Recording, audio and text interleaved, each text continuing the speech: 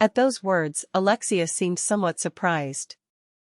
Even now, Roderick had been mobilizing every man possible to locate Ayla and Byron.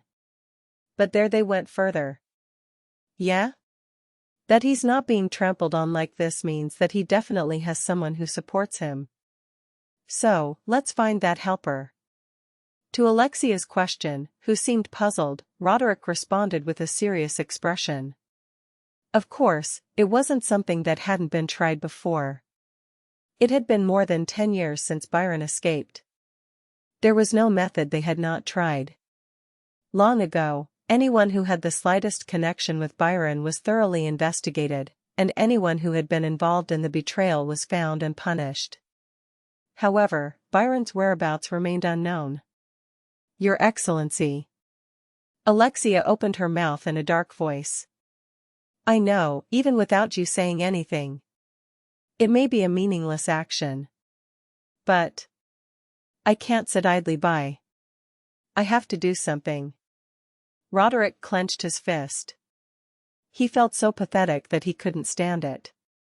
He felt so helpless. Even if it was useless, I had to do something. That way, I could comfort myself by thinking that I was doing something. Alexia didn't add anything else. Because he could understand, to some extent, how Roderick must feel. At that time, Byron's group was hiding in a shelter deep in the mountain. Even the bandits, accustomed to living in the mountains, sought refuge in warmer places to escape the winter cold, and the cave was empty. Of course it was a wild place, where not even carriages could reach. In the freezing cold, they had to go up there alone. Byron was deeply upset, as living in a cave did not meet his high expectations. But he couldn't complain. This was because government troops were scattered throughout the empire, intent on capturing it. He didn't know how long he could stay there. He didn't know when he would have to run away again. Well, is this good for me? Ayla was warming her hands by the campfire in the middle of the cave, absorbed in her thoughts. Sure, being cooped up with Byron all day wasn't always good, but it was certainly beneficial to be able to find out what Byron and Cloud were up to without having to eavesdrop. Ayla looked at Byron from across the campfire. Byron, wrapped in a soft fur on a makeshift bed, still held a glass of hot alcohol in his hand, saying he was cold. And then, how the hell did the rumor spread that they saw me at the checkpoint? Didn't I tell you clearly to kill them all and silence them? Byron was suddenly angry. It had been one of the recurring complaints for several days. Ayla was worried that it would be discovered that she had saved the soldiers. If rumors of Byron's sighting had spread, wouldn't it be possible that rumors of Ayla's mercy toward the soldiers also reached Byron? But acting suspiciously at that time would only arouse more suspicion. He tried to pretend he didn't care, staring at the rising flames. It seems there were survivors. Then why do you do things like that? Byron slammed his fist on the bed in fury. Still, I'll only hurt your hands.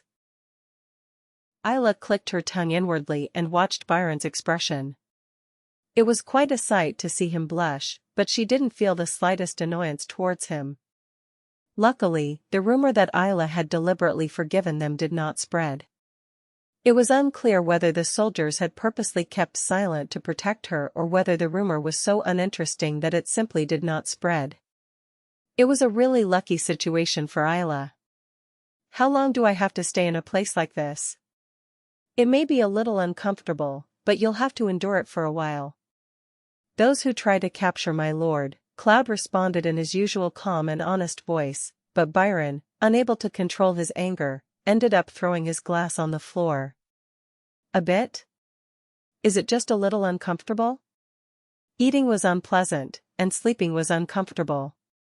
It would be difficult for someone as sensitive as Byron to live in a cave like this. It was natural for him to explode like this.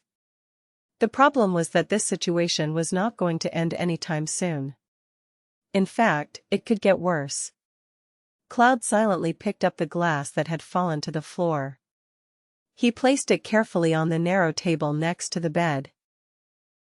Looked at Byron, and opened his mouth silently. "I don't know when we will have to leave here, my lord. It would be better to hide like we did 11 years ago." Byron, who was already furious, took off the fur he had wrapped around himself as if angered by Cloud's words. But he didn't scream or throw anything. He simply held the thick blanket on his lap with his hands, looking anxious. The expression on his face was closer to fear than anger. Fear. What the hell could scare him so much? 11 years ago, Ayla was 2. 11 years had passed, but for her, coming from 6 years in the future, a whopping 17 years had passed. It meant there was no way he could remember it. It can't be. Byron spoke bluntly, as if there was no room for negotiation. "My lord, if we continue like this, it is dangerous. We never know when they will discover this place." But Cloud did not give up and persuaded him. Because it was a very dangerous situation. There must be another way. "Let's think about it." Byron remained stubborn. He gestured for Cloud to shoo him away, as if he didn't want to continue talking.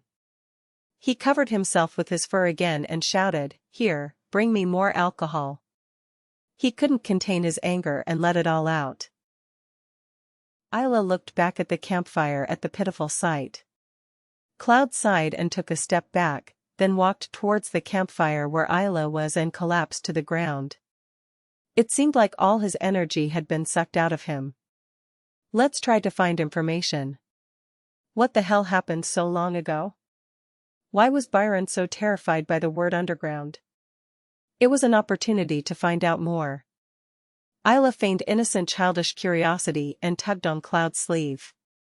She had gotten used to pretending to be cute after doing it so many times, so it didn't matter.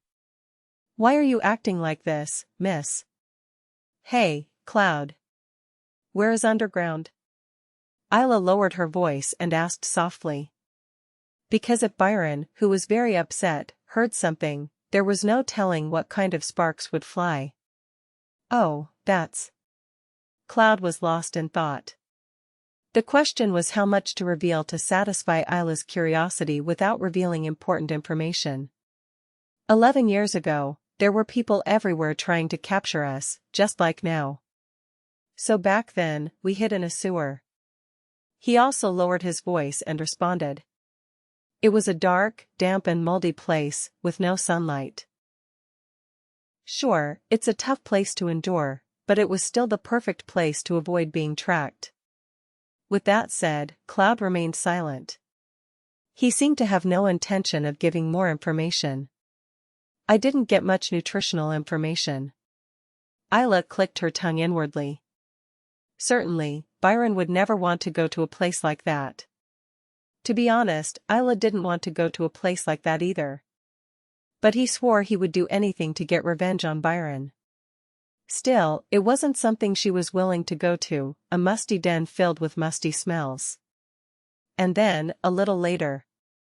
Yeah. That would work. Byron, who seemed deep in thought for a moment, opened his mouth as if something had occurred to him. Go to Inselkuf. The Count will provide us with a safe haven. Yeah? My lord. Do you suggest we leave the country now? At Byron's sudden suggestion, Cloud, sitting on the ground, jumped up. It was such a surprising story that it startled him. Yeah. No matter how hard they try to find me, they will be confined to the territory of the Palace Empire. Why don't we stay abroad until the situation calms down? Byron smiled and expressed his thoughts, as if he was proud of his brilliant idea. But it won't be easy to cross the border. Cloud expressed his opinion in a cautious voice. Especially now, when the Imperial Army was desperate to capture Byron across the border. Well, there must be a way. Oh, right. Maybe we should consider shipping. Since the Inselkuf Kingdom was a country with a sea coast, Byron muttered that it wouldn't be a bad idea to enter illegally by ship. And Ayla pretended she didn't care, but she listened attentively to his story. Go abroad? It was something he had never done in his previous life. Because so much had changed, he didn't ask himself again, why is this different from my previous life? He supposed he just found it a little interesting. Can I take a boat ride? And I can also see the sea. In this situation, it was absurd to even expect something like that. Perhaps as his body rejuvenated, so did his mind. Ayla felt her heart pound with pleasure. It was natural. He had never been abroad, neither in his past nor in this life. And the sea too. She and Byron wandered through the empire, seeing some rivers and small lakes, but never the sea. I'll look into it. Cloud nodded, agreeing to follow Byron's orders, since his opinion made a lot of sense.